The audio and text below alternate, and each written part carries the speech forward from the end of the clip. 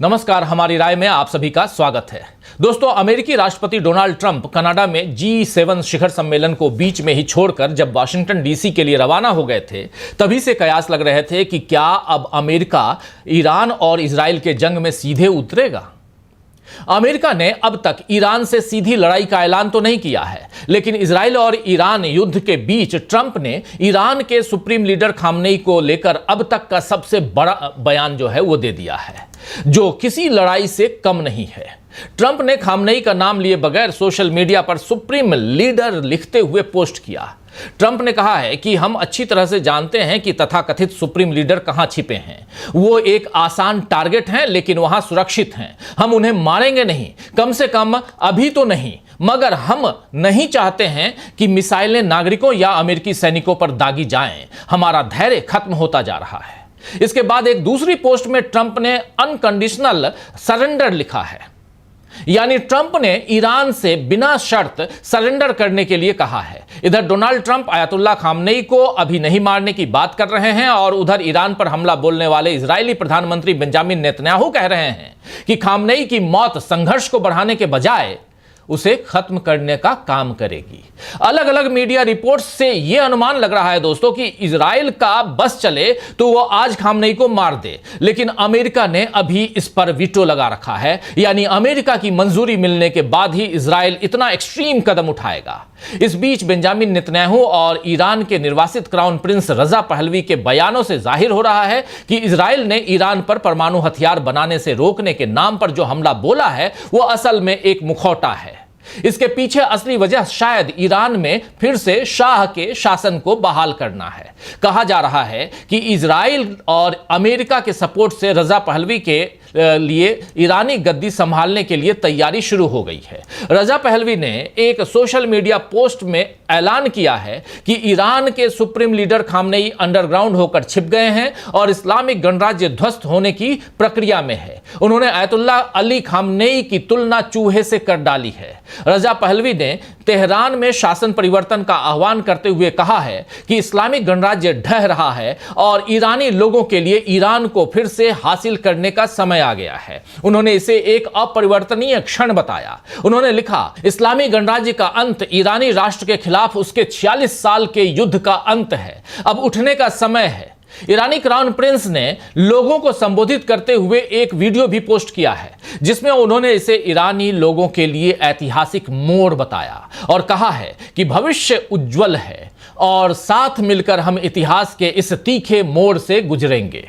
आपको बता दूं कि पहलवी ने लंबे समय से एक धर्मनिरपेक्ष लोकतांत्रिक ईरान की वकालत की है। वो पहले भी खामनेई के शासन को उखाड़ फेंकने का आह्वान कर चुके हैं। निर्वासित क्राउन प्रिंस अब ईरान के लोगों को यह भी बता रहे हैं कि उनके पास देश के भविष्य के लिए योजना है। उन्होंने कहा, ईरान गृह युद्ध या अस्थिरता में नहीं उतरेगा। मौजूदा शासन की हार के बाद पहले 100 दिनों के संक्रमण काल के लिए ईरानी लोगों द्वारा और ईरानी लोगों के लिए एक राष्ट्रीय और लोकतांत्रिक सरकार की स्थापना के लिए हम तैयार हैं।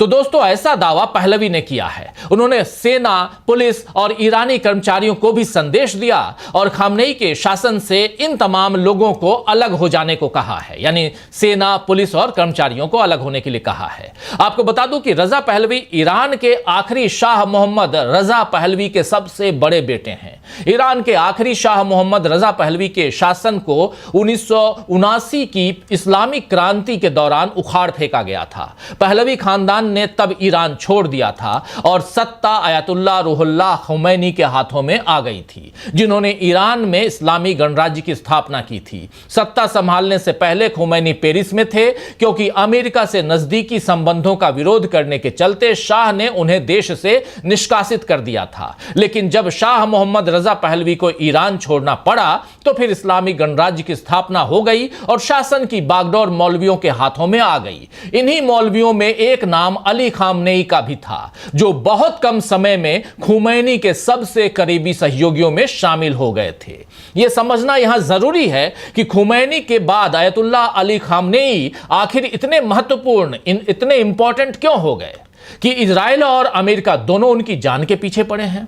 दरअसल खामनेई उस दौर में बड़े हो रहे थे जब ईरान में पहलवी शासन था और अपनी धर्मनिरपेक्ष सोच की वजह से शाह धार्मिक व्यक्तियों को तरजीह नहीं देते थे। लेकिन अयतुल्ला खामनेई महज 11 साल की उम्र में मौलवी बन गए और अपने हम उम्र बच्चों से काफी अलग थे।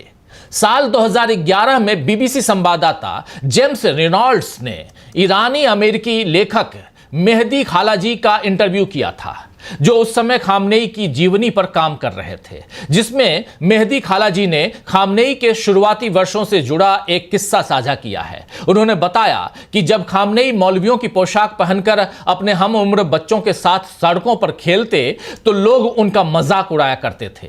खामनेई ने जल्द ही खुमैनी के समर्थन में काम करना शुरू कर दिया। ईरान में इस्लामी शासन स्थापित करने वाले संदेश देश के भीतर फैलाने की कोशिश में खामनेई को 6 बार गिरफ्तार भी किया गया। उन पर 2 बार जानलेवा हमले भी हुए।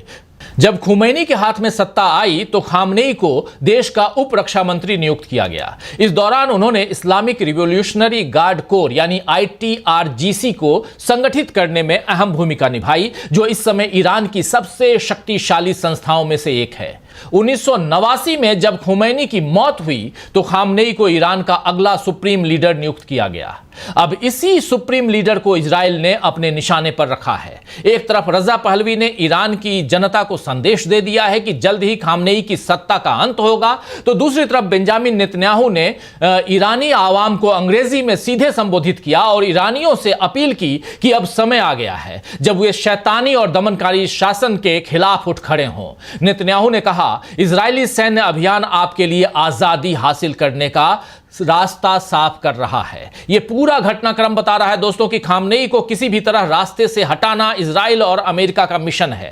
हालांकि खामनेई अब भी खुलकर इजराइल के अस्तित्व को मिटाने की बात करते रहे हैं। वो लंबे समय से इजराइल को पश्चिम एशियाई क्षेत्र का एक ऐसा कैंसरग्रस्त ट्यूमर बताते रहे हैं जिसे उखाड़ फेंकना जरूरी है और उनके मुताबिक यह होकर रहेगा। इधर इजराइल में अब नेतन्याहू के इस कदम के खिलाफ आवाज उठने लगी है। ईरान की रेडियो सेवा पार्स टुडे के मुताबिक इजरायली सुरक्षा एवं सैन्य विशेषज्ञ योसी मिलमैन ने सोशल मीडिया प्लेटफॉर्म एक्स पर एक संदेश में इजरायली शासन के नेताओं को सलाह दी है कि तेहरान से युद्ध विराम की भीख मांगने से पहले इस पागलपन को रोकें।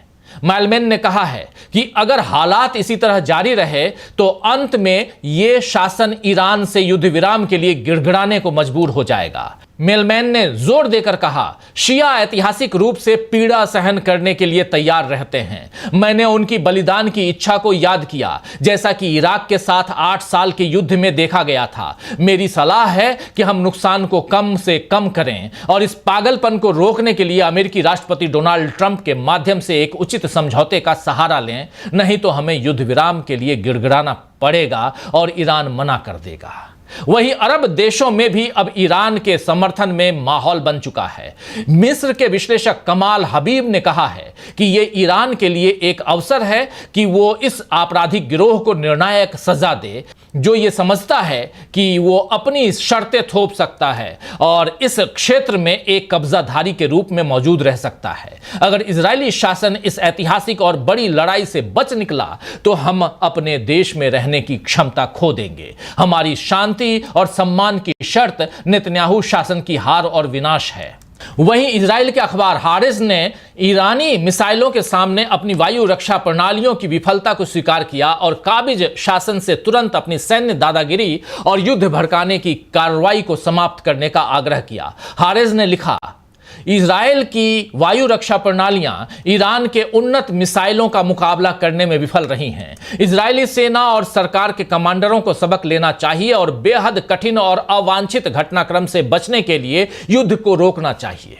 तो दोस्तों, इस पूरे घटनाक्रम से यह समझ आ रहा है कि इजराइल और अमेरिका परमाणु हथियारों को केवल बहाना बना रहे हैं और किसी भी तरह ईरान में सत्ता पलटने की तैयारी है, ठीक वैसे ही जैसे इराक में सद्दाम हुसैन को मारकर तख्ता पलट किया गया था। हालांकि इस बार अमेरिका के लिए यह खेल आसान नहीं होगा। तो आज के लिए दोस्तों बस इतना ही। नमस्कार।